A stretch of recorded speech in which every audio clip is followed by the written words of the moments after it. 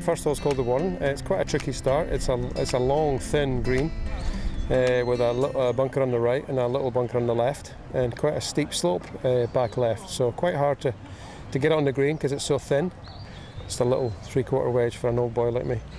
But like every hole around here, it's frustrating, but it's great fun. You've got to pitch this one past the pin and try and spin it back at the hole, but not overdo it, because obviously there's a water hazard and a bunker at the front, which you don't really need to be messing with. So if you're between clubs, take the extra one. You can't hit it in short and run it up, because obviously all the fronts have got big high banks. So you've just got to get it just right. You've got to try and take spin off. Just a 3/4 shot. Just don't try and hit anything full, because you will spin it. So yeah, a bit of patience and have a bit of fun. I mean, it's got to be fun. Obviously you want to do well, but it's got to be fun. I came here a couple of years ago and they named the hole after me. I wonder why. There's a little pond in front, little downhiller, about 135 yards or something. And yeah, if you come up short, you can go in the water. If you hit it too far, you can go over the green. And if you go over the green, you can obviously chip it back into the water. So a tricky little devil. After the first three, it's kind of a real birdie chance, because it's only 95 yards long. However, you cannot go big under any circumstances, and there's a ledge at the back where they tend to put the flag. With the wetness of the greens, you can't really hit it in low and get it to go up the bank, so you're probably 15 foot short. The flag is the best you can look for on that hole, but as I say, you cannot go big. That's dead. It's a tough little hole considering the yardage. It's a bit in between clubs for me. It's either a 50 degree, which I've got to hit quite hard, or a soft wedge. And I'm preferring to hit the soft wedge to try and pitch it middle of the green and get it to run. Otherwise, when you pitch it at the pin, it just spins back. But yeah, you don't want to be long of the green. There's two tough bunkers at the back. So I'd just say playing for that front edge is a good putt uphill. It's like a lot of the holes out here. It's tricky. Jacklin Falls, I fell there a few times, I have to say.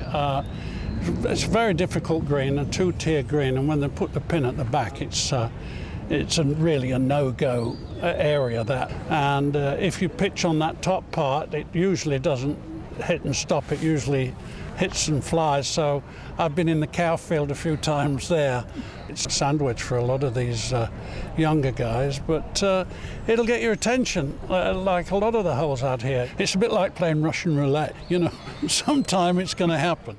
I think the 7th hole is probably the toughest hole on this golf course. It's, I think, the second longest hole, apart from the last. What makes it really, really tough is it's got water in the front, water at the back, and a severe tear in between.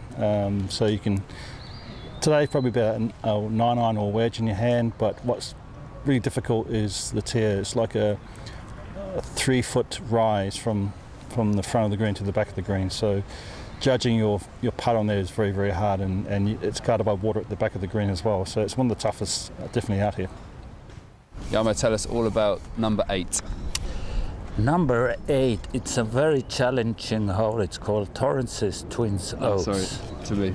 Oh, sorry. Should have said it's my fault. I'm in love. I'm in love with the camera. Number 8 is a very challenging hole. It's called the Torrance's Twin Oaks.